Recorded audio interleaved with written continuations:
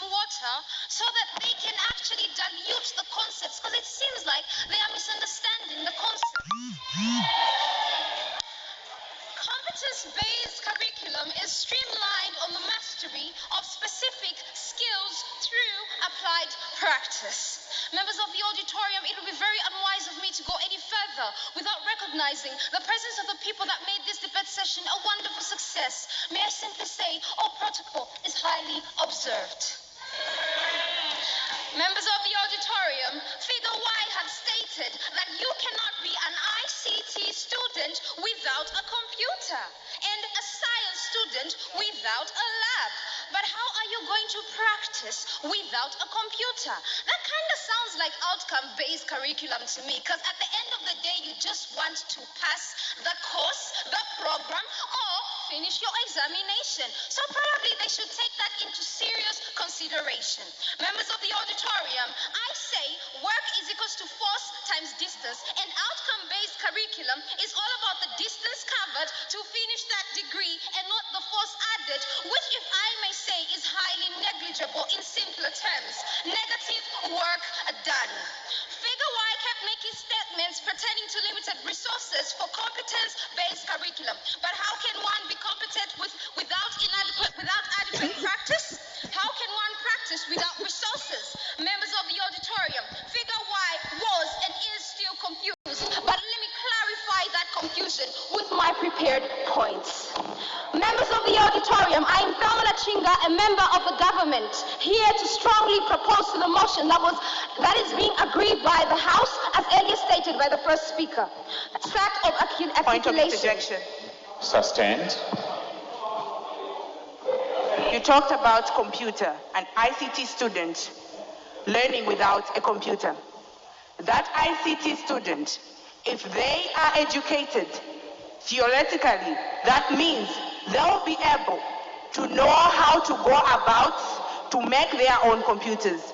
And if they are not educated, that means they will not be able to make their own computers. Instead, they will be reliant. Members of the auditorium, I really appreciate that. I'm actually an ICT student myself, so I am highly aware of the fact that theory itself is not enough, because each computer has got specific parts that without you having seen them, you would never know. Did you know that Lenovo laptops, despite them all being Lenovo, have got protocol keys that differ for each and every laptop? Members of the auditorium, competence-based learners showcase that actions speak louder than words, and they work the work when it needs to be done. They don't just talk the talk. Member of the House, you tell with me that there are schools in Shangobo where electricity is unavailable. Now, how do you work with a computer in a place of no electricity? Does that mean that the quality of education will be bad for those in Shangobo? Clarify on that one. Members of the auditorium, it is highly known that the government has stopped hiring teachers who are incompetent, isn't it? They are looking for people who have graduated and can actually do the work and not just claim to be able to do it. Now, continue with my articulation of points. Practically, to put it in practical terms, a hairdresser has honed her skills to a point where she can braid hair despite the materials, be it natural hair or with extensions known as wigs. If you can look at my hair currently, I did it myself. I've been practicing and I can say, I can slay. Members of the auditorium, a person who knows how to braid their own hair is definitely adding to the economy. Do you know how? She is an entrepreneur who is adding to the economy and betterizing the whole entire society. Outcome-based is only caring about themselves. Members of the auditorium, competence-based curriculum is like physics. That is applicable mathematics. How, you may ask? See, competence-based students are able to apply learned concepts, theories, and principles to see new situations like AI and face real-life problems like agricultural challenges, which in more details was according to the Cabinet Office, where His Honorable Excellency, Mr. Hakainde Hichilema, declared a national disaster in 2024 in the article published by the Cabinet Officer. I'm kindly asking for 30 more seconds.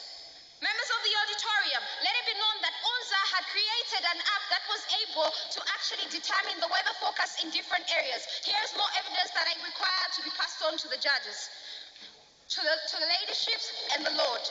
Members of the auditorium, need I say, because UZA lacks the competence, children under Save the Children of non-profit organization were forced to sleep hungry, surviving on boiled water lily roofs and wild fruits as drought devastates 50% of Zambia's food crops. Here is the evidence. Members of the auditorium, there is a study that is called Harnessing Entrepreneurship to Combat Unemployment in Zambia, a case of Matero Township. And the study concluded that youth entrepreneurship can reduce unemployment if access to finance, regulatory reforms, and capacity building are prioritized. This is competence, members of the auditorium. Time up. Your time is Thank up. you so much for the time awarded.